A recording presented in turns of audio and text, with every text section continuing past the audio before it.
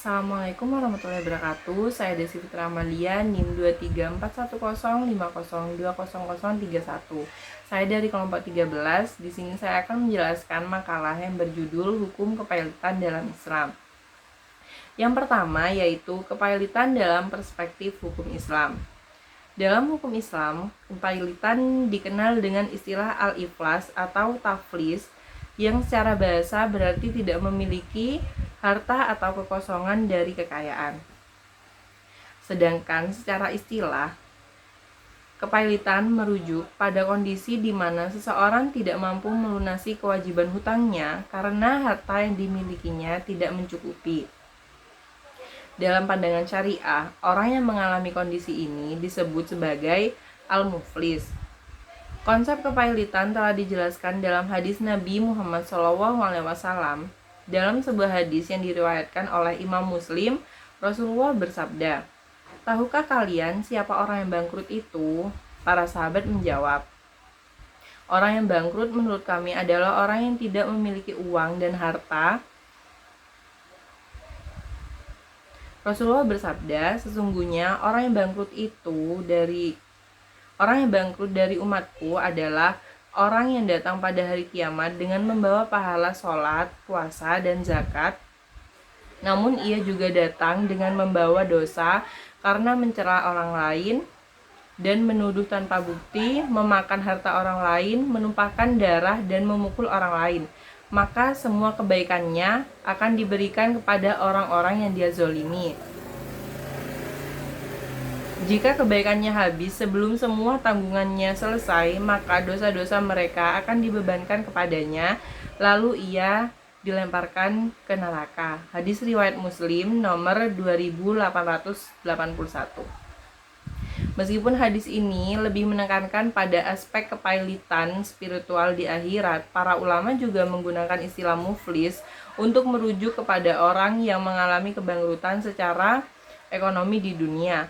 Menurut Imam Nawawi, muflis secara fikih adalah seseorang yang memiliki utang lebih banyak dibandingkan dengan hartanya dan tidak sanggup melunasi semua kewajibannya. Dalam keadaan demikian, hakim qadhi dapat menetapkan seseorang sebagai muflis setelah melalui proses pemeriksaan dan pengajuan dari pihak yang berkepentingan seperti para kreditur. Hukum Islam memberikan solusi terhadap kondisi ini dengan tetap menjamin hak-hak kreditur tanpa menzolimi debitur. Prinsip keadilan ditegakkan dengan cara membekukan sementara aset debitur, melakukan pendaftaran terhadap utang-utang, dan mengatur distribusi aset secara proporsional. Dalam beberapa mazhab fikih seperti mazhab Hanafi dan Syafi'i juga dijelaskan bahwa jika seseorang dinyatakan pailit, maka ia tidak diperbolehkan melakukan transaksi yang dapat merugikan pihak kreditur sampai persoalan utangnya diselesaikan. Dengan demikian, kepailitan dalam Islam tidak hanya dipahami sebagai kondisi keuangan semata, tetapi juga berkaitan dengan tanggung jawab moral dan sosial.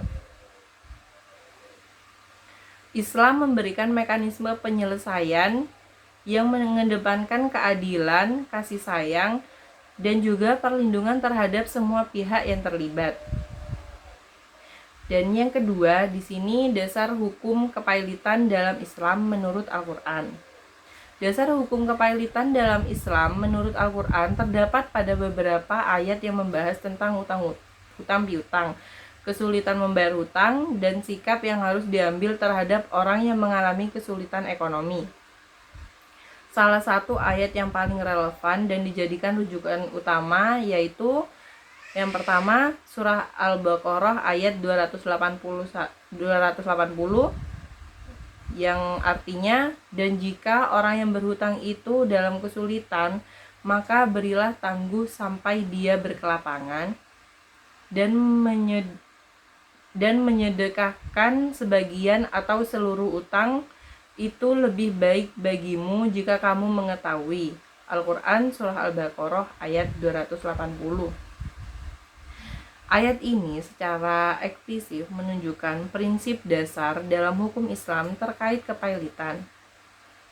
Jika seseorang tidak mampu membayar hutang karena kesulitan ekonomi, maka Islam memerintahkan agar diberi kelonggaran waktu atau penundaan pembayaran. Bahkan jika memungkinkan, Islam menganjurkan penghapusan sebagian atau seluruh utang sebagai bentuk sedekah. Ayat ini menekankan sikap toleransi dan empati terhadap orang yang benar-benar tidak mampu. Yang kedua yaitu surah Al-Baqarah ayat 282 ayat utang piutang, yang artinya, wahai orang-orang yang beriman, apabila kamu melakukan utang piutang untuk waktu yang ditentukan, maka tuliskanlah. Al-Quran surah Al-Baqarah ayat 282. Ayat ini memberikan pedoman tentang pentingnya transparansi dan pencatatan dalam transaksi utang piutang. Dalam konteks kepailitan, pencatatan ini penting agar ada kejelasan dalam hak dan kewajiban antara kreditur dan debitur saat terjadi kondisi pailit. Al-Quran memberikan dasar hukum yang komprehensif dan berprinsip keadilan dalam menghadapi kasus kepailitan.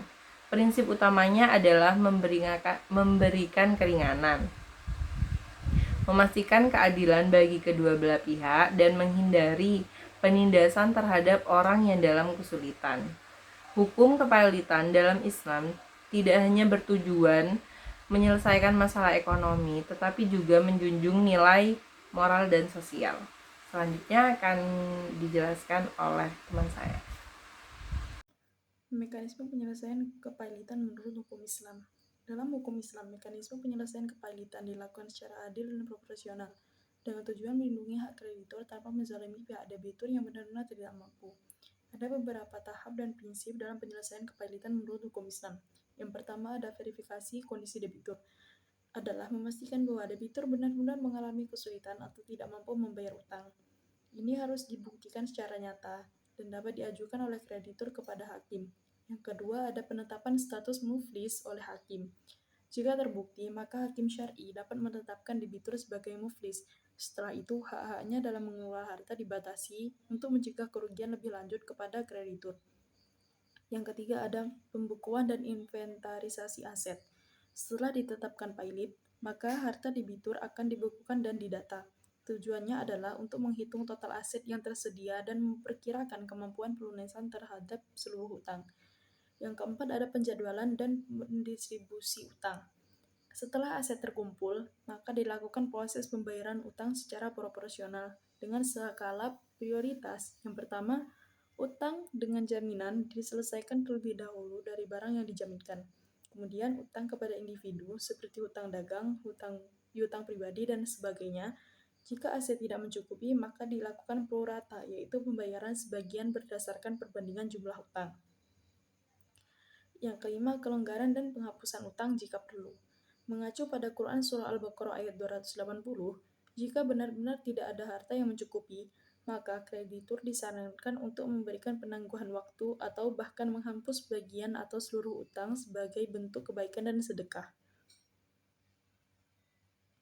Yang kesimpulan dari mekanisme ada hukum Islam memandang kepailitan sebagai masalah sosial yang harus diselesaikan dengan keadilan, transparansi, dan empati. Mekanismenya melibatkan hakim syar'i, pendataan aset, distribusi kewajiban, dan pengaturan agar semua pihak mendapatkan haknya tanpa ada pihak yang dizalimi. Perbedaan antara hukum kepailitan dalam Islam dengan sistem hukum positif yang dilakukan di Indonesia. Dari aspek hukum kepailitan dalam Islam, dasar hukumnya melandaskan pada Al-Quran, hadis, dan prinsip-prinsip syariah yang menekankan keadilan, kasih sayang, dan tanggung jawab. Sementara sistem hukum positif di Indonesia dengan dasar hukum berdasarkan Undang-Undang Kepailitan Nomor 37 Tahun 2004 dan Kitab Undang-Undang Hukum Dagang. Dari fokus utama, hukum kepailitan dalam Islam menyeimbangkan antara perlindungan hak kreditur dan memberikan keringanan serta pengampunan kepada debitur yang benar-benar tidak mampu, dengan mempertimbangkan aspek moral dan sosial. Sementara sistem hukum positif di Indonesia menitik beratkan pada penyelesaian sengketa kepailitan secara hukum formal dengan prosedur pengadilan yang mengutamakan efisiensi dan kepastian hukum dalam penyelesaian utang piutang. Peran otoritas hukum kepailitan dalam Islam menggunakan hakim syariah memegang peran sentral dalam menetapkan muflis, mengelola aset, dan memfasilitasi penyelesaian dengan memperhatikan nilai-nilai keadilan. Sementara sistem hukum positif di Indonesia, pengadilan niaga sebagai lembaga formal yang mengatur proses kepailitan dan penundaan kewajiban pembayaran utang dengan prosedur yang ketat dan teknis. Kemudian penanganan utang. Hukum kepailitan dalam Islam memberikan penangguhan atau penghapusan utang sebagai bagian dari prinsip tolong-menolong dan kasih sayang, sesuai dengan ayat Al-Quran, Surah Al-Baqarah ayat 280.